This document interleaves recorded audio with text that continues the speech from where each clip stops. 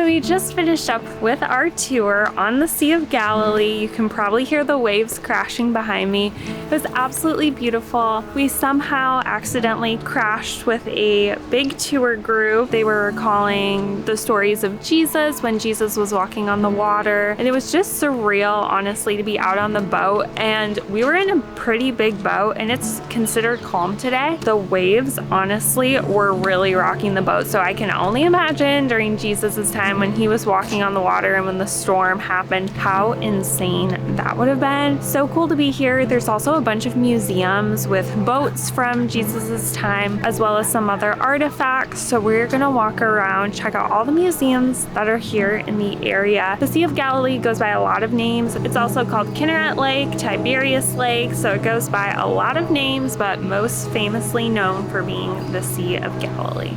In the morning when I rise to meet you, in the morning when I lift my eyes, you're the gentle light that falls around me.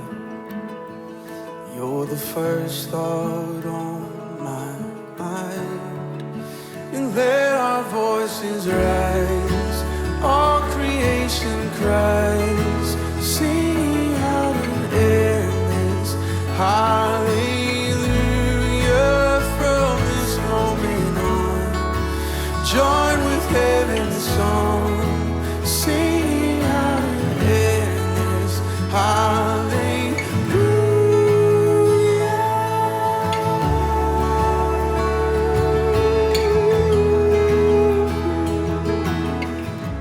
Right now, we're in a museum that holds what is known as the Jesus boat. So this boat was actually built somewhere around the time of Jesus. It's known this because of different pictures that people have seen from on mosaics and just the construction of this boat. So they found this boat in 1986, and it took 10 days just to prepare this boat to be moved from where they found it in the muddy banks of the Sea of Galilee. It took another 9 years just to preserve it so that we can see it on display today. So what they did after moving it is they put it into a bath of chemicals, and then those chemicals replace all the waterlogged beams, and then those chemicals is what is preserving it so that we're able to see it today. And I just think it's so incredible that we're actually able to see one of these boats out here today.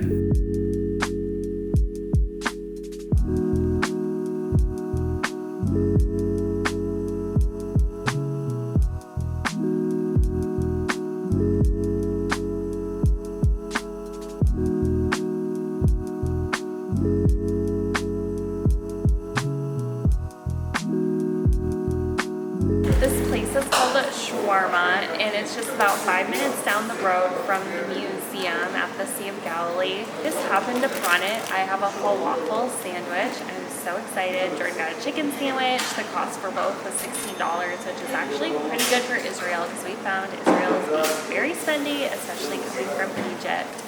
But this looks amazing. We've got tomatoes, pickles, some salad, there's hummus, onions. It looks amazing.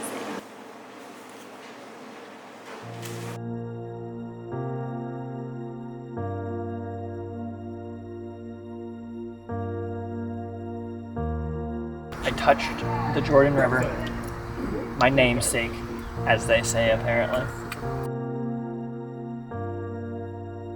Right now we are at Yardenit, which is the baptismal site on the Jordan River. Totally thought this is where Jesus was baptized. However, after doing a little more research, they think that he was actually baptized down closer to the Dead Sea over on the Jordanian side. And that is because that is where John the Baptist was doing his ministry down there by Bethany. And today there are a bunch of old church ruins that you can see down there. However, we're not able to go there and we are instead here. This is still a super popular place for tourists to come visit because you are able to be baptized in the waters of the Jordan River.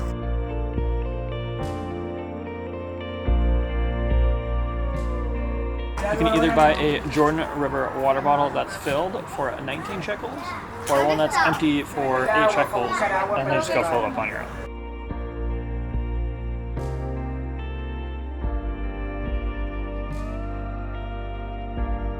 So we just finished up here at the Jordan baptismal site, and now we're gonna head back into the little town of Tiberias, grab some more coffee, and chill by the Sea of Galilee till we can check into our Airbnb for the night. And then tomorrow we are gonna get up and go to Capernaum and the site where it is believed that the Sermon on the Mount was given. So yeah, really relaxing time here at the Sea of Galilee.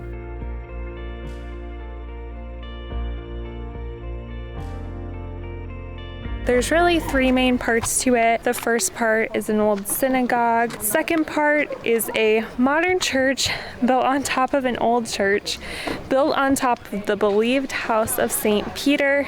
And then the third part is a little area by the Sea of Galilee where you can sit and look out and just have a peaceful moment there. So the synagogue that you see there today is not the synagogue that would have been around during Jesus' time. Rather, it is a synagogue that was built during the Byzantine Empire around the 4th century, and that is believed to be standing on top of the place where the synagogue of Jesus' time would have been, because they have done some more excavations underneath of the Byzantine synagogue and have found some remains of the old synagogue.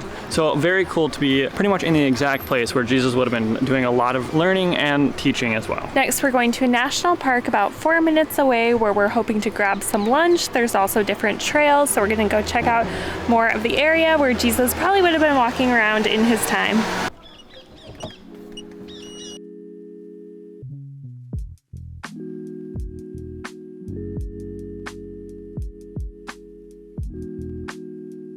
Here at the Capernaum National Park, there's the ending point for the Gospel Trail. It's the hike that goes from Nazareth up to Capernaum, and it's referenced in Matthew 4 where Jesus went up from Nazareth to Capernaum to make his home there. So that would be a really cool hike to do if you had more time to do that when you're visiting here. But so far, a really beautiful view of the lake. Little boats are out and around. It's a really cute area.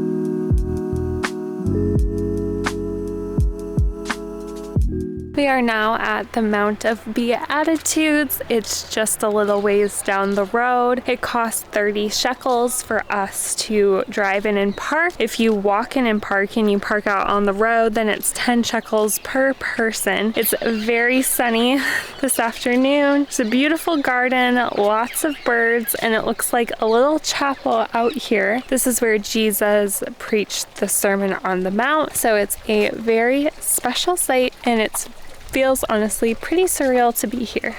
Important. Thank you.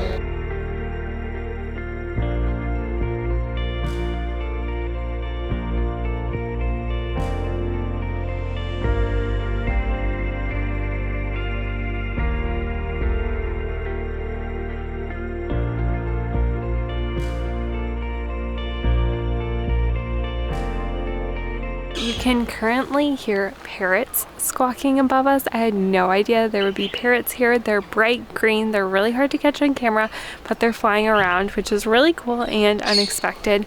There's a lot of different tour groups and Christian groups doing their different services in little areas like the one behind me. Apparently, you're not even supposed to sit on those benches unless you have a reservation. So it's definitely a site where you want to be careful, to be super ultra respectful. For guys and for girls, you can't wear any shorts or anything that goes above the knees. You can't wear like short dresses. You have to have your shoulders covered. So it's a place to definitely be quiet, dress very respectfully, and be very respectful of the different groups that are doing their little services around the site. And again, it's just a supposed place. They're not exactly sure where Jesus gave the Sermon on the Mount, but probably one of these mountains overlooking the Sea of Galilee. So it's a cool place to stop. And this concludes our time in the Galilee area.